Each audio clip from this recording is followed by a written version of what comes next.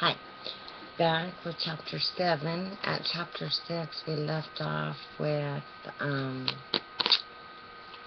Dill leaving for the summer, or leaving back to his hometown for school starting, and the kids invading the property of the Radleys, and Jim losing his pants. And then very bravely going back and getting them at 2 a.m. Alright, chapter 7. Jem stayed moody and silent for a week. As Atticus had once advised me to do, I tried to climb into Jem's skin and walk around in it. If I had gone alone to the Radley place at 2 in the morning, my funeral would have been held the next afternoon. So I left Jem alone and tried not to bother him. School started. The second grade was just as bad as the first, only worse.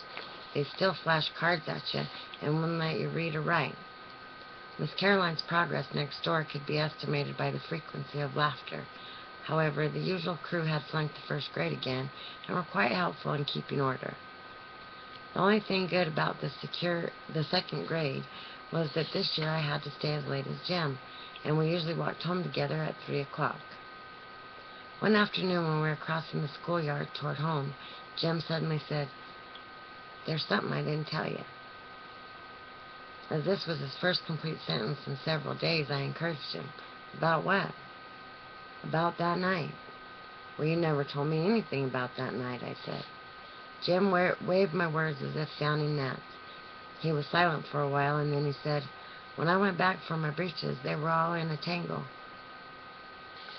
When I went back for my breeches, they were all in a tangle when I was getting out of them. I couldn't get 'em loose. But when I went back," Jim took a deep breath, "when I went back, they were folded across the fence, like they were expecting me." "Across the—" "Yeah, and something else," Jim's voice was flat. "Show you when we get home. They'd been sewed up, not like a lady sewed 'em, like something I'd try to do, all crooked. It's almost like somebody knew you were coming back for 'em." Jim shuddered. "No, like somebody was reading my mind, like somebody could tell what I was going to do. Can't anybody tell what I'm going to do lest they know me, can they, Scout?" Jim's question was an appeal. I reassured him. "Can't anybody tell what you're going to do lest they live in the house with you, and even I can't tell sometimes." We were walking past our tree. In its knothole rested a ball of gray twine. "Don't take it, Jim," I said. "This is somebody's hiding place." "I don't think so, Scout." "Yes, it is. Somebody like Walter Cunningham comes down here every recess and hides his things, and we come along and take 'em away from him. Listen, let's leave it and wait a couple of days. If it ain't gone, then we'll take it, okay?" "Okay, you might be right," said Jim. "It must be some little kid's place. Hides his things from the bigger folks. You know, it's only when school's in that we find things." "Yeah," I said, "but we never go by here in the summertime." We went home. Next morning the twine was where we had left it. When it was still there on the third day, Jim pocketed it, and from then on we considered everything was found in the knothole our property. The second grade was grim, but Jim assured me that the older I got, the better school would be. Yet he started off the same way, and it was not until one reached the sixth grade that one learned anything of value. The sixth grade seemed to please him from the beginning. He went through a brief Egyptian period that baffled me. He tried to walk flat a great deal, sticking one arm in front of him and one in back of him, putting one foot behind the other. He declared Egyptians walked that way. I said if they did, I didn't see how they got anything done, but Jim said they accomplished more than the Americans ever did. They invented toilet paper and perpetual embalming, and asked where would we be today if they hadn't. Atticus told me to delete the adjectives and I'd have the facts. There are no clearly defined seasons in South Alabama. Summer drifts into autumn, and autumn is sometimes never followed by winter, but turns to a days-old spring that melts into summer again. That fall was a long one, hardly cool enough for a light jacket. Jim and I were trotting in our orbit one mild October afternoon when our knothole stopped us again. Something white was inside this time. Jim let me do the honors. I pulled out two small images carved in soap. One was the figure of a boy, and the other wore a dress. Before I remembered that there was no such thing as hoodooing, I shrieked and threw them down. Jim snatched them up. "What's the matter with you?" he yelled. He rubbed the figures free of red dust. "These are good," he said. "I never seen any of these good." He held them down to me. They were almost perfect miniatures of two children. The boy had on shorts, and a shock of soapy hair fell to his eyebrows. I looked up at Jim. A point of straight brown hair kicked downwards from his part. I'd never noticed it before. Jim looked from the girl doll to me. The girl doll wore bangs, and so did I. "These are us," he said. "Who did 'em, you reckon?" "Who do we know around here who whittles?" he asked. "Mr. Avery?"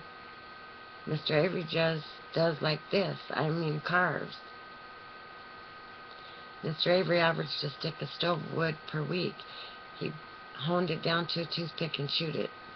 "There's old Miss Stephanie Crawford's sweetheart," I said. "He carves all right, but he lives down the country. When would he ever pay any attention to us?" "Well, maybe he sits on the porch and looks at us instead of Miss Stephanie. If I was him, I would." Jim stared at me so long I asked what was the matter, but got nothing, Scout, for an answer. Sorry. When we went home, Jim put the dolls in his trunk. Less than 2 weeks later, we found a whole package of chewing gum, which we enjoyed. The fact that everything on the Radley place was poison having slipped Jim's memory. The following week, the knothole yielded a tarnished medal. Jim showed it to Atticus, who said it was a spelling medal, and that before we were born, the Macomb County schools had spelling contests and awarded medals to the winners. Atticus said someone must have lost it, and had we asked around. Jim camel-kissed me when I tried to say where we had found it. Jim asked Atticus if he remembered anybody who ever won one, and Atticus said no. Our biggest prize appeared 4 days later. It was a pocket watch that wouldn't run, on a chain with an aluminum knife. "You reckon it's white gold, Jim?" "Don't know. I'll show it to Atticus." Atticus said it would probably be worth $10, knife, chain, and all, if it were new. "Did you swap with somebody at school?" he asked. "Oh, no, sir." Jim pulled out his grandfather's watch that Atticus let him carry once a week if Jim were careful with it. On the days he carried the watch, Jim walked on eggs. "Atticus, if it's all right with you, I'd rather have this one instead. Maybe I could fix it." When the new wore off his grandfather's watch and carrying it became a day's burdensome task, Jim no longer felt the necessity of ascertaining the hour every 5 minutes. He did a fair job. There was only one spring and 2 tiny pieces left over, but the watch would not run. "Oh," he sighed, "it'll never go. Scout." "Huh. You reckon we ought to write a letter to whoever's leaving us these things?" "Well, that'd be right nice, Jim. We can thank 'em. What's wrong?" Jim was holding his ears, shaking his head from side to side. "I don't get it. I just don't get it. I don't know why, Scout." He looked toward the living room. "I got a good mind to tell Atticus." "No, I reckon not." "Well, I'll tell him for you." "No, don't do that, Scout." "Scout." "What?" He had been on the verge of telling me something all evening. His face would brighten, and he would lean toward me, and then he would change his mind, and he changed it again. "Oh, nothing. Here, let's write a letter." I pushed a tablet and pencil under his nose. "Okay, dear Mr. How do you know it's a man? I bet it's Miss Maudie. Been betting that for a long time." "Ah, Miss Maudie can't chew gum." Jim broke into a grin. "You know she can talk real pretty sometimes. One time I asked her to have a chew, and she said no thanks, that chewing gum cleaved to her palate and rendered her speechless," said Jim carefully. "Doesn't that sound nice?" "Yeah, she can say nice things sometimes. She wouldn't have a watch and a chain anyway." "Dear sir," said Jim, we appreciate everything you have put into the tree for us. Yours very truly, Jeremy Atticus Finch." "He won't know who you are if you sign it like that, Jim." Jim erased his name and wrote Jim Finch. I signed Jean Louise Finch and Scout in parentheses beneath it. Jim put the note in an envelope. Next morning on the way to school, he ran ahead of me and stopped at the tree. Jim was facing me when he looked up, and I saw him go stark white. "Scout!" I ran to him. someone had filled our knothole with cement. "Don't you cry now, Scout. Don't cry now. Don't you worry," he muttered at me all the way to school. When we went home for dinner, Jim bolted his food, ran to the porch and stood on the steps, and I followed him. "Hasn't passed by yet," he said. Next day, Jim repeated his vigil and was rewarded. "How do you do, Mr. Nathan?" he said.